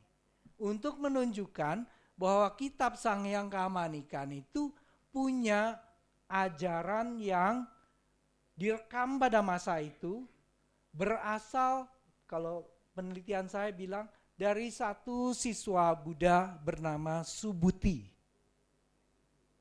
Subhuti. Jadi di Jawa itu dikenal Tantra Bajradhatu Subhuti. Subhuti ini adalah satu siswa utama. 10 siswa utama, satunya itu Subhuti. Nah, dia yang mengajarkan Nah, ada ajaran yang juga bernuansa esoterik. Nah, mandala itu salah satu bentuknya. Nah, di Paramamarga dijelaskan 10 kesempurnaan, 10 paramita. Nah, mulai dari dana, sila, dan seterusnya sampai pratnya. Lalu ada 4 Brahma Wihara. Maitri, Karuna, Mudita, Upeka. Nah, ini 4 dengan yang 6 ini kombinasinya hanya ada di Sanghyang Kamanikan. Nah, penguraian dari 10 paramita ini itu dalam bentuk Buddha Carita. Jadi mulai dari Karma Wibangga dan lain-lain terus sampai ke Badracari. Nah, di atas itu Mahaguhya, itu di stupa berterawang. Jadi Budanya itu udah guhya, rahasia. Makanya tidak langsung tertampak. Kalau kita dekat baru lihat di dalam stupa berterawang itu ada Buddha. Buddha yang teratas itu Batara Hyang Buddha, itu di stupa induk. Stupa induk itu disebut Paramaguhya karena memang sudah pekat, kental sekali rahasianya. Dan stupa utama itu memang pekat. Jadi tidak bisa dilihat. Cuma kebetulan karena terbongkar oleh berbagai proses, lalu kita temukan di dalamnya ada stupa yang belakangan ditaruh di Museum Karma Wibangga. Itu yang disebut Buddha tidak selesai. Itu penampilan dari orang yang mencapai Adi Buddha. Di kitab Sanghyang Kamanikan disebut. Jadi dalam proses itu dia mencapai tingkatan kesempurnaan. Jadi ada perlambangan Adi Buddha di dalam stupa utama Borobudur. Nah, tadi kembali ke pertanyaannya, mudah-mudahan saya menjawab. Baik, terima kasih. Sebelum kita lanjut, kita boleh dong beri aplaus yang meriah untuk beliau. Diskusi kita semakin hangat dan semakin mencerahkan. Sudah angkat tangan 1, kemudian kelihatan, ya 1 Bapak, 2 dari Mas Yusuf nanti, dan ketiga nanti Bapak Nguki takon. Ya Bapak, silahkan memperkenalkan diri dari mana? Ya, nama saya Rohmat dari HPI, Mas. Rohmat, Pak Rohmat ya. Judulnya Pembekalan Pengetahuan tentang Borobudur bagi pemandu wisata. Kebetulan dari pemandu wisata yang tanya baru 2. Tadi teman saya sama saya yang lain bukan pemandu. Nah, ini kan pembekalan untuk pemandu, yang tanya malah bukan pemandu ya. Oke, yang pertama gini biar cepat. Tentang Buddha Arca Bodhisattva, tentang stupa, tentang pohon bodhi, kemudian tentang agama Buddha. Sampai sekarang saya itu belum mantep Pak, Bodhisattva itu apa dan siapa. Secara definisi itu saya menyampaikan ke tamu itu kalau ditanya masih muter-muter nggak karuan. Bodhisattva itu apa, definisinya apa, makhluk yang kelihatan atau tidak, mohon penjelasan. Yang kedua,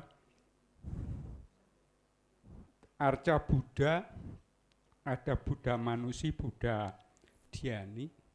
Kalau itu ada Arca Buddha, berarti Buddha diarcakan atau dipatungkan. Apakah Tathagata atau Siddhartha Gautama sebagai Buddha juga dipatungkan, Pak? Yang ketiga, ada Tathagata, kalau di India saya pernah baca 5 Tathagata, tapi Borobudur ada 6. Yang dari Bumi Spalca, Abhaya sampai Vitarka sampai Dharma Cakramudra itu 6. Apakah Borobudur itu nyimpang sendiri padahal Tathagata itu kan 5 gitu.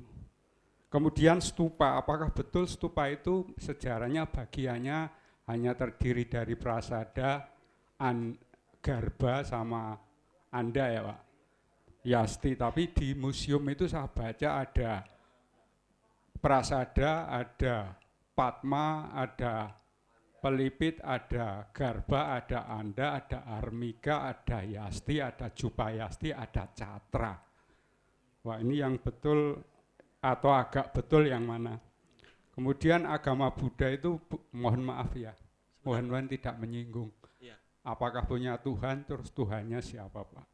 Itu sering pertanyaan dari tamu begitu. Yang terakhir, Wah, masih ada ini. terakhir, soalnya tadi udah diborong sama Pak Bambang, kok saya kan pemandu ya boleh tanya panjang lebar dong. Kemudian begini Pak, Borobudur sebenarnya itu untuk apa, untuk siapa? Apakah untuk sembahyang atau hanya untuk belajar? Karena di situ juga tidak hanya, kalau tadi Pak Hudaya sangat menarik sekali, bagi kami, terima kasih Pak, ini mazhab baru bagi kami. Kalau di Islam itu Hanafi, Syafi'i, Hambali, ini mazhabnya Pak Hudaya Kanda Jaya. Jadi kalau nanti saya cerita kan sumbernya jelas, kalau nyalain jangan nyalain mulutnya gaib, ya nyalain yang cerita itu. Gini, jadi relief di Borobudur itu mohon maaf kalau agak menyinggung. Kan banyak wanita yang tidak pakai tutup dada gitu. Apakah itu apakah sementara di Harja seperti relief Lalita Wistara, Buddha Gautama pakai jubah yang juga tertutup begitu, tapi yang saya belajar sama Bante Panyavaro di Candi Mendut, saya melihat bahwa bikuni mereka juga pakai penutup. Apakah di Borobudur reliefnya itu memang sengaja begitu Pak? Apa pakaiannya itu kalau dulu begitu Pak? Kalau begitu tour guide begitu ya lebih bagus. Terima kasih. Baik, terima kasih banyak. Pak Rohmat ya. Ini satu pemandu wisata mewakili 7 pemandu wisata. Pertanyaannya 7 ini. Ya, pertama saya ingin highlight ya. Pertama terkait dengan bodhisatwa, Pak Udaya. Jadi bodhisatwa itu apa dan siapa? Satu-satu ya Mas. Pertanyaannya rumit-rumit. Jadi konsepnya memang rumit, bodhisatwa itu. Dalam pengertian yang paling umum, bodhisatwa itu berarti makhluk yang punya cita-cita mencapai bodhi atau pencerahan. Tapi kemudian jalan untuk mencapai bodinya itu berbeda-beda. Nah ini kalau sebut tradisi, Bapak Roman bilang mazhab. Mazhabnya berbeda-beda. Nah jadi metodenya lain-lain. Nah yang dikembangkan di Borobudur itu salah satu. Yang lain, mengapa? Karena kita kan sekarang sekali lagi saya bilang terbiasa oleh tradisi. Apa yang kita dengar sekarang sepertinya adalah tradisi yang dulunya juga dipraktikkan di zaman Sakyamuni Buddha. Padahal ini kan ada selang waktu lebih dari 2500 tahun. Yang tadi pagi saya kerjakan aja saya udah lupa. Apalagi yang 2500 tahun yang lalu. Dan belum lagi yang disebut kitab suci dalam agama Buddha tidak pernah menjadi satu kitab suci yang titik komanya itu tidak boleh diubah. Kitab suci agama Buddha berubah. Dan bahkan ajaran agama Buddha pada zaman yang paling awal itu tidak ditulis, tapi dihafal. Hafalannya itu bukan salah, tapi seorang guru dalam pengertian agama Buddha boleh menyesuaikan ajaran mengikuti keperluan siswa. Jadi kita perlu perhatikan sekali ini bahwa keberagaman agama Buddha itu bukan suatu kekecualian, tetapi adalah bagian dari proses mengajar. Karena yang diajari ini, ajaran ini adalah ajaran spiritual. ajaran yang abstrak, yang tidak terlihat oleh mata biasa.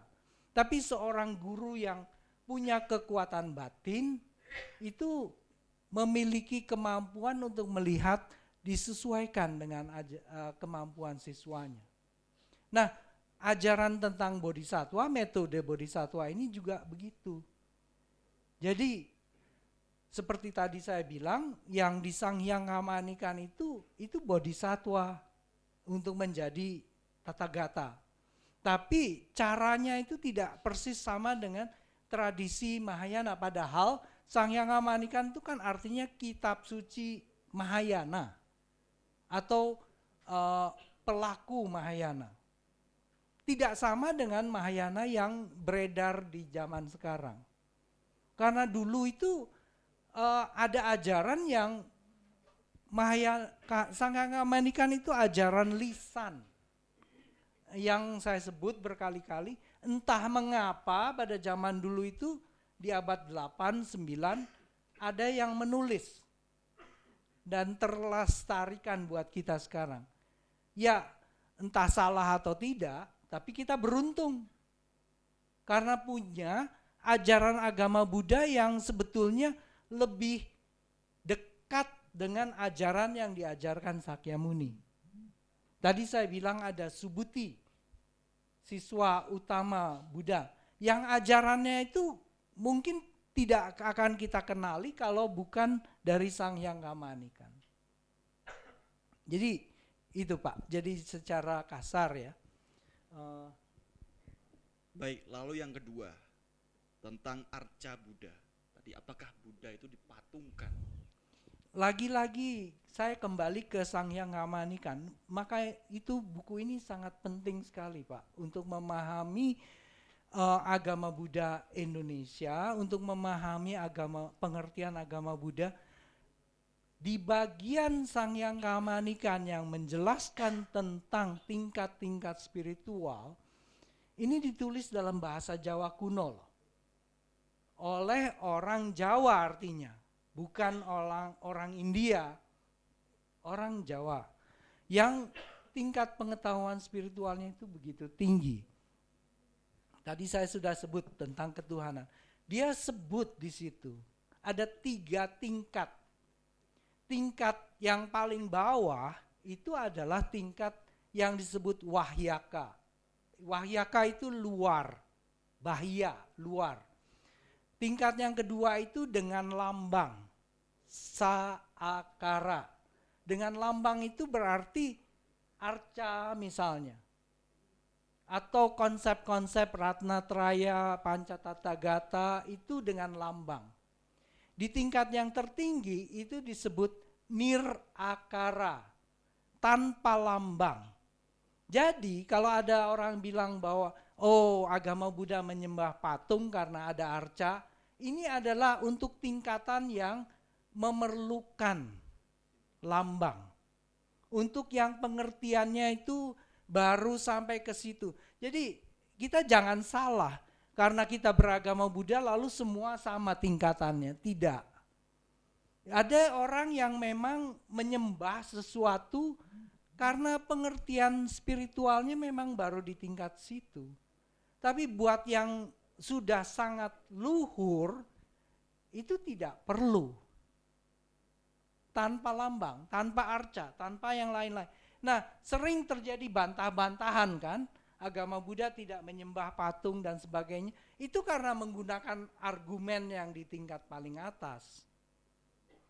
Nah, tapi di tingkat paling atas itu juga Sanghyangamanikan bilang Tuhan agama Buddha itu sama dengan Tuhan di ajaran spiritual yang lain. Tadi saya sebut Paramasunya itu untuk yang Buddha, Paramasiwa untuk yang Siwa. Dan ada nama-nama lain. Silahkan dibaca di kitab Sanghyangamanikan. Baik, masuk ke pertanyaan ketiga tentang Tathagata. Di India beliau mendapatkan referensi ada 5, kemudian di Borobudur ada 6. Lagi-lagi Pak, ini yang ada kaitannya dengan cara kita membaca Borobudur. Jadi selalu saja kalau kita baca Borobudur, kita baca menurut sumber entah Tibet, entah Cina, entah Jepang, entah India, yang lain-lain. Lalu kita bilang, oh ini tadi 6, ada 6. Ini ribut ini para sarjana bilang Borobudurnya ada 5 atau ada 6. Tapi kalau Anda baca Sang Hyang Kamanikan, Anda lihat bahwa Hyang Buddha itu yang suwung, yang kosong, itu ada di stupa utama di Borobudur. Ratnatraya di Borobudur itu dilambangkan di 3 teras melingkar. Itu Ratnatraya, ada 3 Buddha, Dharma, Sangha. Tapi semua Buddhanya itu sama mudranya. Disebut Dharma Cakra atau entah sebutan yang lain-lain. Yang Pancatathagata itu Vairocana di lantai persegi paling atas, lalu Aksobhya di timur, Ratnasambhava di selatan, Amitabha di barat, Amoghasiddhi di utara. Jadi ada Pancatathagata, ada Ratnatraya, ada Hyang Buddha. Itu ada di Sang Hyang Kamanikan. Jadi kita jangan keliru, itu adalah ajaran agama Buddha yang dianut oleh Buddha pada zaman Borobudur dibangun. Tidak bisa dibaca menurut versi Tibet. Tibet itu belakangan. Konsep Adi Buddha itu barangkali datang dari sini malah. Jadi kita jangan keliru, karena sering kita pikir bahwa semua itu berasal dari agama Buddha di India, tapi padahal ajaran agama Buddha itu menyebar mengikuti arus transmisi dari guru-guru yang berbeda.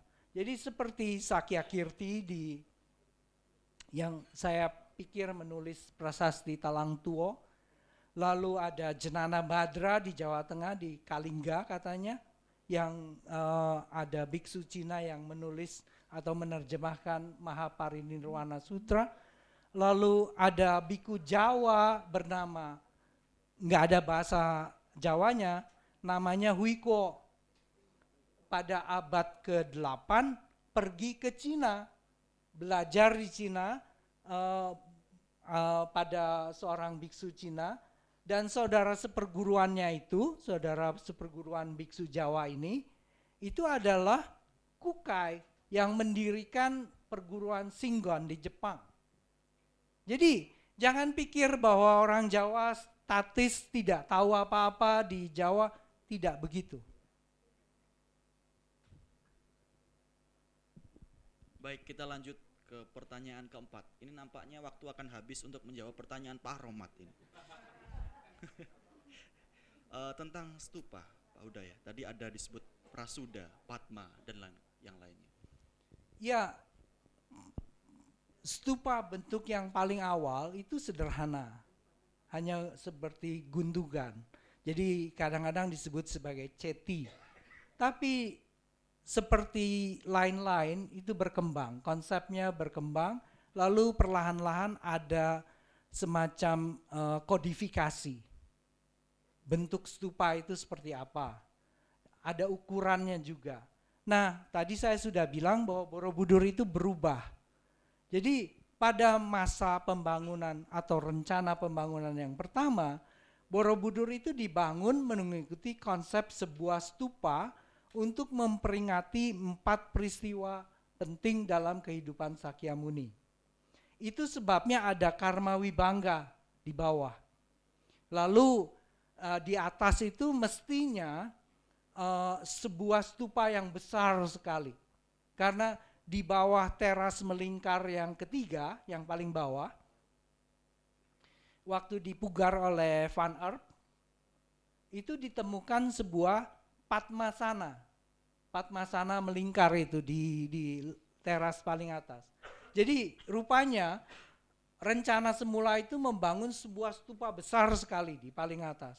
Tapi kemudian berubah karena konsep 8 Caitya utama atau 8 stupa utama itu berkembang pada masa itu dan lebih mendominasi, karena ada satu hal yang saya kira penting di sini kita ketahui, mereka itu mempercayai kesaktian spiritual. Siapa yang membaca Gandawiyuha? Pak Mura mungkin bisa ingat di Gandawiyuha panel 1 itu menampakkan Buddha di hadapan siswa-siswanya, biku, biksuni, bodhisatwa, dewa, dan lain-lain. Tapi di panel berikutnya Buddhanya nggak ada. Mengapa? Karena Gandawiyuha itu memang cerita tentang kesaktian spiritual. Jadi yang tidak sampai ke kesaktian cukup itu tidak mampu melihat atau mendengar atau memahami ajaran yang disampaikan oleh Buddha. Itu yang disampaikan oleh Gandawiyuha. Dan pencipta Borobudur paham tentang ini. Dan panel ini hanya ada di Borobudur. Artinya di negara lain, di Tibet, di Cina itu juga ada yang menggambar Gandawiyuha. Gandawiyuha di tempat lain itu hanya melukis kisah Sudana. Jadi bagian pendahuluannya itu dihapus. Nah, di Borobudur tidak, karena pencipta Borobudur sadar tentang pentingnya pengertian kesaktian. Kesaktian itu dipercaya ada. Dan di Badracari itu ada satu relief yang menggambarkan bodhisatwanya itu terbang, melayang. Lalu satu relief lain menggambarkan bodhisatwa itu berbicara kepada semua makhluk, termasuk binatang. Jadi digambar berbagai binatang semua. Di situ membabarkan dharma kepada semua binatang. Ya, kita lompat ke pertanyaan ke-7. Nanti kan klimaksnya adalah Borobudur itu untuk siapa nanti. Sekarang terkait dengan pakaian tadi. Pak Udaya. Pernah lihat foto Bali tahun 30-an? Ada orang Bali di sini? Ada ya? Oh.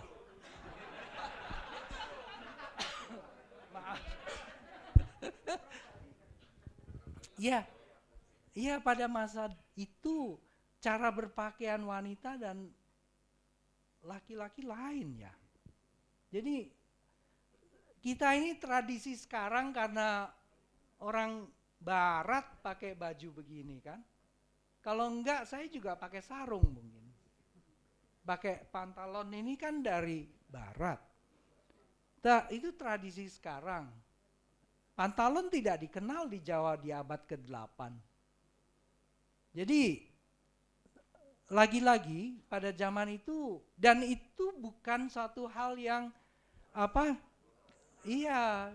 tidak ada hubungannya. Karena pada masa itu suatu tradisi, kebiasaan. Jadi jangan sampai kita terkecoh oleh penampilan luar. Penampilan luar itu tidak mencerminkan tingginya tingkat kesucian. Ini jangan sampai kita lupa bahwa semua yang berhubungan dengan tingkat kesucian, dengan Tuhan, itu semuanya abstrak. Tidak terlihat kasat, tidak kasat mata. Dan di Borobudur sekali lagi itu ditampilkan yang tidak kasat mata. Jadi Buddha yang ditampilkan itu terlihat, tapi dalam hitungan mandala itu ada Buddha yang tidak kasat mata. Jadi memang dimaksudkan sebagai bangunan yang keramat, suci, punya kekuatan spiritual. Lalu saya ingin tambahkan hanya sekedar menyinggung, sesuatu yang dibangun dengan kekuatan spiritual yang tinggi itu bisa bertahan. Yang tidak, yang cuma asal-asalan, itu hari pertama sudah hancur. Nah, ini bertahan sampai ribuan tahun, itu menunjukkan bahwa penciptanya dan semua yang bekerja itu gunakan kekuatan batin, bukan sekedar kekuatan fisik. Iya, tadi pertanyaan apakah Buddha punya Tuhan atau tidak tadi nampaknya sudah sempat disinggung atau Ada. Ya, sudah ya. Oke, terakhir ini adalah pertanyaan Borobudur itu untuk apa dan untuk siapa, Pak Udaya? Sekaligus ini pertanyaan terakhir. Untuk kita semua. Jadi disebut di Prasasti Kayuwungan itu bahwa bangunan ini itu mengandung ajaran-ajaran yang tidak sembarang diajar oleh agama Buddha duniawi. Jadi jelas di situ kelihatan bahwa ada pengertian tentang Buddha yang bukan Buddha duniawi, Hyang Buddha di dalam Sanghyanga Manika. Dan dijelaskan itu berisi, ajaran ini adalah berisi obat untuk segala penyakit kehidupan. Jadi bukan obat untuk penyakit yang penyakit fisik, tapi semua itu ditujukan untuk keperluan spiritual. Jadi kita harus bedakan antara pengertian pada zaman itu, Borobudur bukan bangunan diciptakan untuk komersialisasi. Bukan. Tapi untuk menyejahterakan semua makhluk. Wow.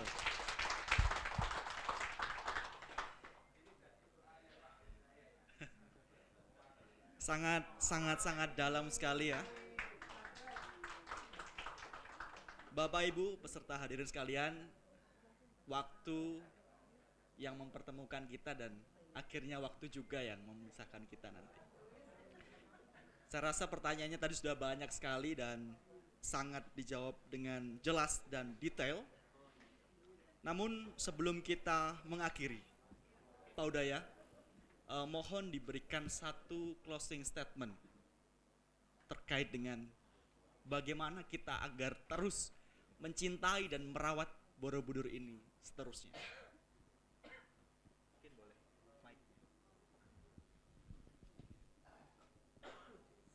Saya cuma bisa ikut titip pada Anda sekalian. Waktu dan kesempatan saya terbatas. Apa yang saya bisa kerjakan, saya kerjakan sampai sekarang. Tapi untuk selanjutnya Anda sekalian. Jadi kalau Anda bayangkan bahwa ada satu makhluk, orang, manusia, Jawa di sini atau Indonesia mampu membangun Candi Borobudur. Saya yakin Anda sekalian juga punya potensi. Bukan cuma untuk belajar, tapi juga untuk menciptakan hal-hal yang luar biasa seperti yang dicontohkan oleh Candi Borobudur.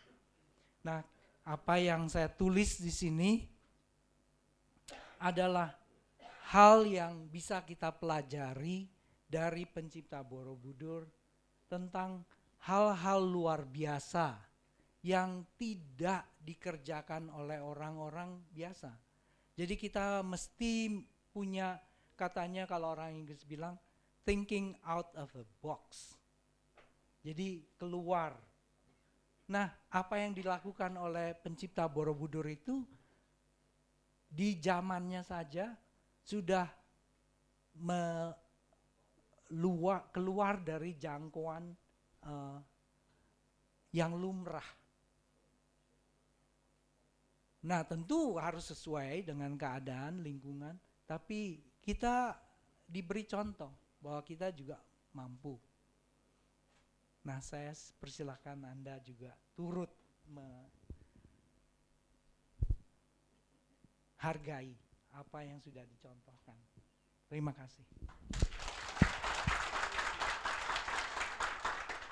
Baik, terima kasih banyak kepada Dr. Hudaya Kandahjaya yang telah memberikan banyak sekali insight, pencerahan baru, wawasan kepada kita semuanya, khususnya kepada para pemandu wisata. Sebelum saya akhiri sesi ini, saya akan membacakan satu bait pantun saja.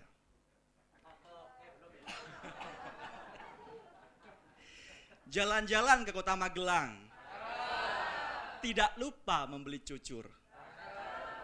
Terima kasih sudah ikut pembekalan tentang Candi Agung Borobudur.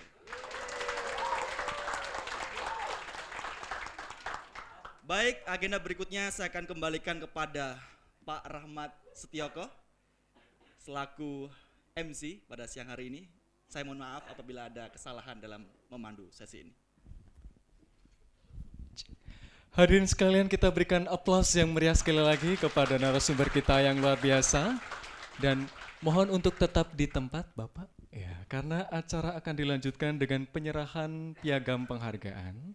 Untuk itu mohon berkenan kepada Bapak Gunawan Effendi selaku Ketua Panitia untuk menyerahkan piagam penghargaan kepada narasumber kita, Dr. Hudaya Kandahjaya.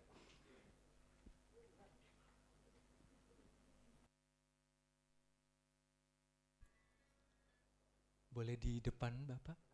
Ya.